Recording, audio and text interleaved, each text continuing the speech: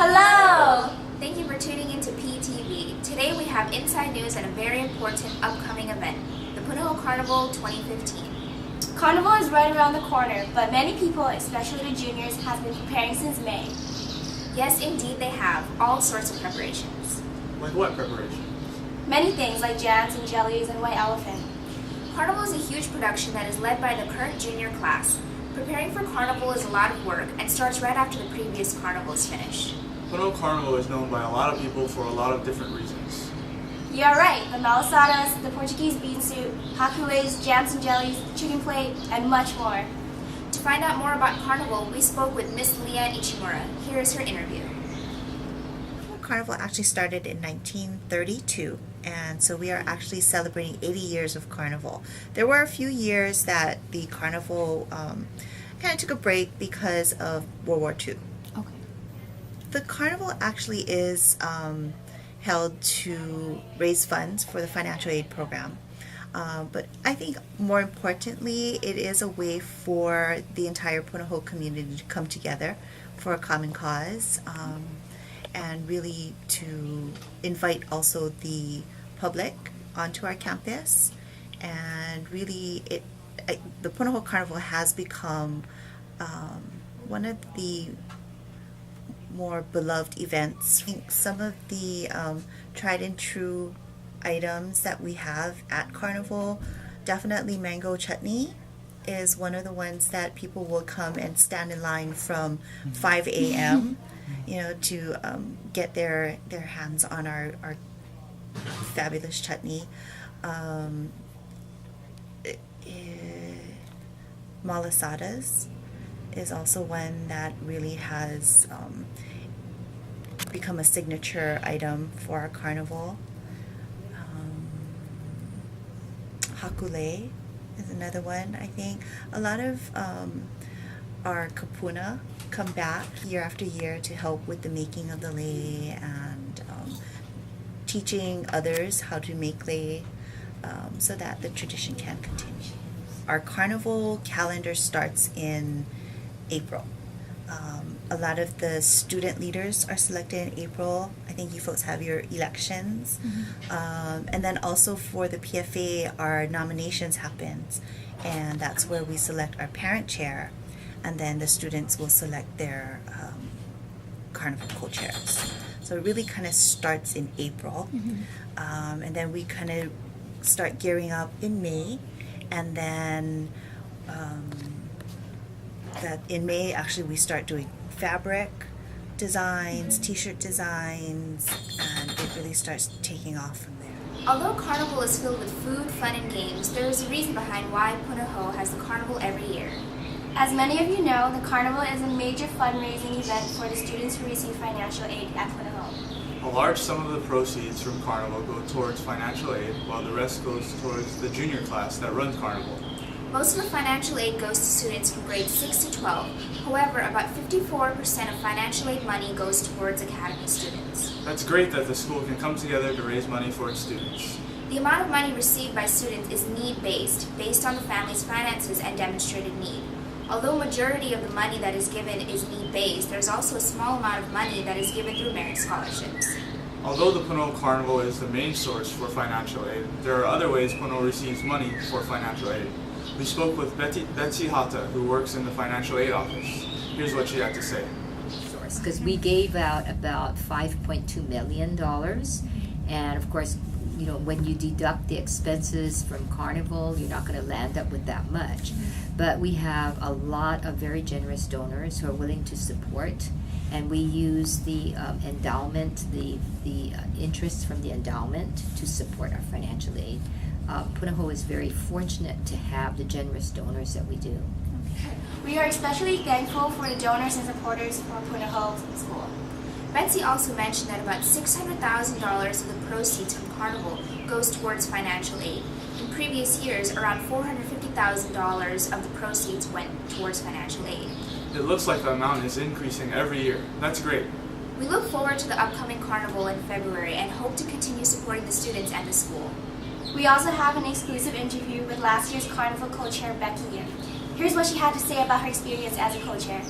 But after my experience, I think the main thing of the main responsibility of a co-chair is to like pump everybody up and to be like the main cheerleader. Yeah, I'd have to say my most favorite part was at the very end when like we all came together, like the entire class of 2015, and I don't know, it was just a really nice time. I think I actually cried at the very end. I don't even really know why I cried, but I was just like so overwhelmed. I was like, wow, like this is so much fun. Let's do it again, you know? But no, not really. Don't do it again. It's a lot of work. But I mean, I think that was my favorite part because all of us were just, everyone was pumped and the energy was there and we all did it together. It was just like a huge team effort and it felt really good. Being the co-chair and leading the junior class is an enormous job, and the job well done by Becky.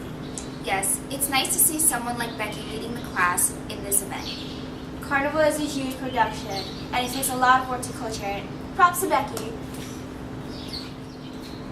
Looking further into Carnival, the seniors are currently prepping for their variety show.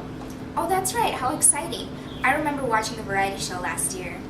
Yeah, that one was cool. I wonder what ours will be about. The variety show is directed under Tony Young. He organizes and connects all the ideas, themes, and trends there are within our class to create one big mashup and mix into a show. And as far as we know, variety show has been around for more than a few years.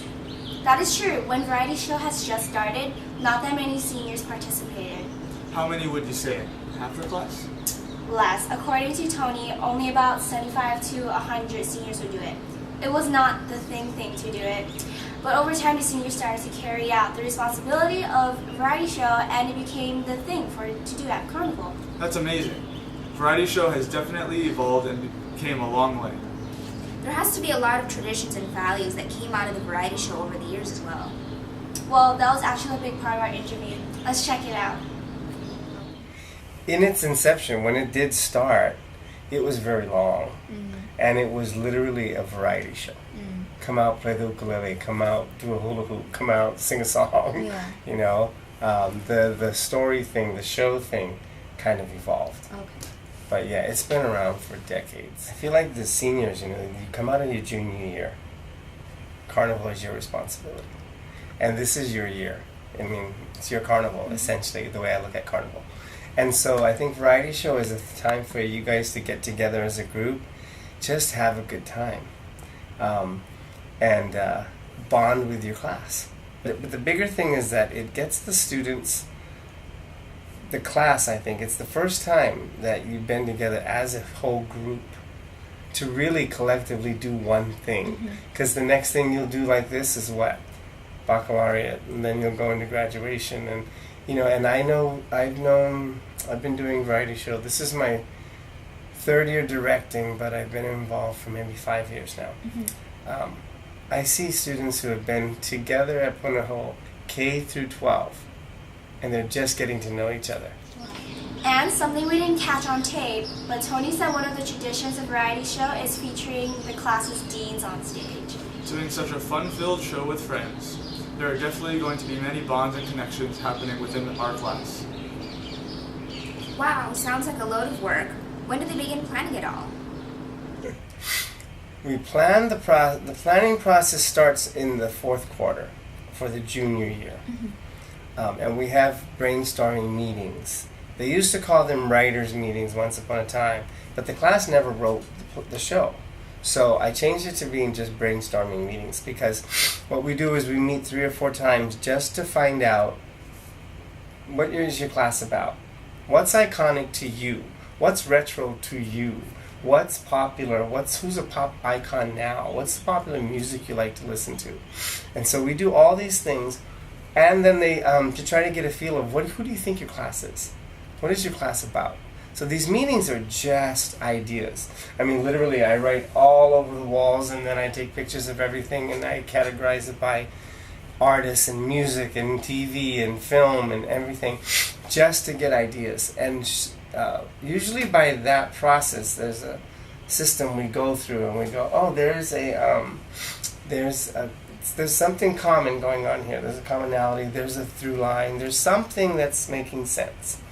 And then from that, I get a team of like 2 or 3 adults, and we try to write. We first pick music, and then we try to write a synopsis, a concept for a show. And that takes the whole summer. So we do that through the summer. Because when we come back, second week of school, you're auditioning for variety show. Well, there we have it, a very busy, tight, and ongoing plan to rehearsals for variety show. And to keep us on our toes, the theme was not completely reviewed in the interview. I really wonder what our theme is. Whatever it is, I'm sure our class will put on a great variety show.